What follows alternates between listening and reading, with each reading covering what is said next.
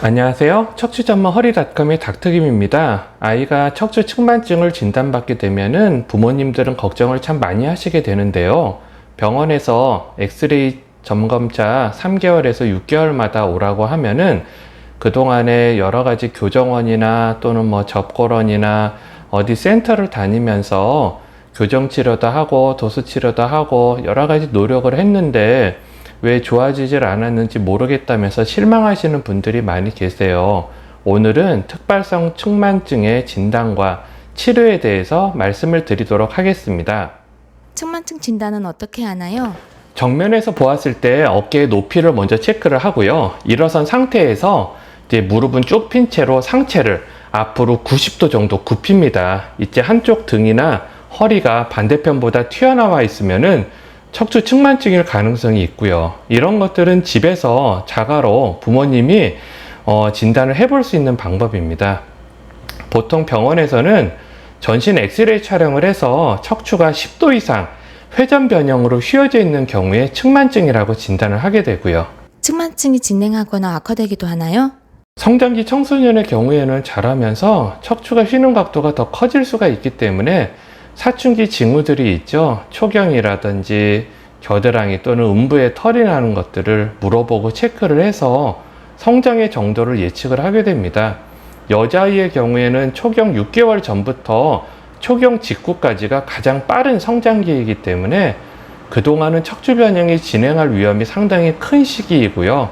초경이 시작이 되면은 성장도 둔화가 되기 때문에 측만의 진행도 좀 둔화가 되거든요. 그래서 그때는 3 내지 6개월 간격으로 한 2년 정도 추적 관찰을 하면서 보게 됩니다.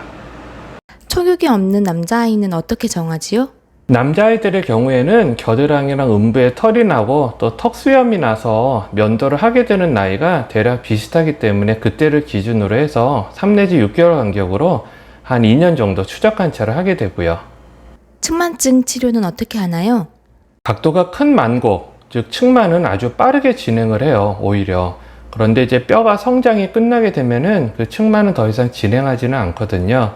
그래서 발달이 끝나는 평균 연령을 우리가 남자는 15세, 여자는 14세 정도 보기 때문에 20도 미만의 작은 만곡은 우리가 치료는 하지 않고요. 경과 관찰만 주기적으로 엑스레이로 해서 보고 각도가 40도 이상일 때에만 척추 수술, 교정을 하는 수술을 고려를 합니다. 그리고 중간 단계 있죠. 20도에서 40도 사이의 측만은 아이의 성장 상태를 고려해서 치료 방법을 결정을 하거든요. 예를 들어 뼈의 성장이 끝나기 전, 아이가 예를 들어 초경 전이라든지 이럴 때에는 만곡이 더 커질 수가 있기 때문에 그 측만이 더 진행할 가능성이 상당히 높기 때문에 보조기를 착용을 하게 되고요. 그럼 보조기를 20도 미만일 때부터 미리 채우면 도움이 되지 않을까요? 20도보다 작은 각도의 보조기를 미리 채운다든지 체형 교정기를 사용하는 것은 아이들 스트레스만 유발하고 효과가 없습니다. 이게 원래로 되돌리려는 목적은 아니고 이미 휘어있는 척추뼈를 더 이상 진행되지 않도록 막아주는 역할을 기대를 하고 우리가 착용을 시키는 건데 이게 사실은 어려움이 많습니다. 아이들이 이제 외모에 예민할 때이기도 하고요.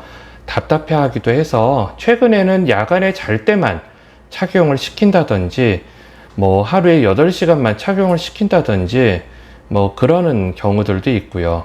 원래 이제 척추 측만증이라는 질환은 미국에서도 그렇고 상당히 오랫동안 연구가 되고 우리가 이제 논문도 쓰고 또 치료법이 정립이 어느 정도 되어 있는 그런 질병입니다. 그래서 보조기에 대한 것들도 얼마나 많은 사람들이 시도를 하고 또 실험을 하고 했겠어요. 근데 작은 각도에서 보조기를 채우는 것은 전혀 도움이 되거나 이익이 되거나 각도를 교정하는데 완화하는데 도움이 되지는 않는 걸로 그렇게 되어 있습니다. 척추 자세 교정원은 측만증 치료 도움이 되나요? 도수 치료나 교정이나 이런 것도 사실은 검증이 되거나 측만증 각도 완화 효과가 있는 것은 아닌데요. 자라나는 그 청소년들이기 때문에 부모와 학생 모두에게 또 이렇게 와서 또 운동센터 이런 데 오게 되면 적절한 운동이나 시기 또 자세 같은 것들을 이제 알려주기도 하거든요. 그런데 신경을 쓰게 하는 효과는 있는 것 같습니다. 그렇기 때문에 접골 또는 뭐 추나 교정하는 데에서 뭐 측만증을 뭐 지금 안 잡으면 안 된다든지 뭐 교정을 완벽하게 할 수 있다든지 이런 것들에 대해서는 뭐 혹시 그렇게 말하는데도 뭐 있을 수가 있으니까는요, 너무 과도하게 기대를 하거나 거기에 휘둘리실 필요는 없을 것 같습니다. 그러니까 즉 측만증을 좋게 하기 위해서 도수 치료를 받는다거나 한다기보다는요, 근육이나 관절을 이완하고 우리가 이제 앉아서 공부만 하는 학생들이기 때문에 전신 건강을 위해서 하는 거라고 생각하시면 될 것 같습니다. 그리고 지금 당장은 문제가 없겠지만은 나이가 들고 또 측만 변형이 있는 경우에는 요통의 증가 확률이 생기기 때문에요, 근력 운동이라든지 전신 운동은 어릴 때부터 꾸준하게 해주는 것이 그게 맞겠지요. 오늘 내용 정리 부탁드립니다. 척추 측만증은 그 각도가 치료 기준이 되는데요. 20도 미만은 엑스레이 촬영을 해가면서 3 내지 6개월마다 관찰을 하고요. 또 20도에서 40도는 보조기 착용, 그리고 40도 이상은 이게 척추의 측만이 너무 심하면은 폐 기능 또는 내부 장기의 성장을 방해할 수도 있기 때문에 측만증을 교정해주는 그런 수술을 고려를 하게 됩니다. 그러니까 이제 초경 등 그 2차 성징이 나타나기 전에, 그러니까 성장이 이루어지는 동안에는 진행을 할 가능성이 있기 때문에 추적 관찰이 필요합니다. 그리고 교정치료라든지 도수치료 등은 측만증 각도 완화의 효과가 확립되어 있는 것은 아닙니다.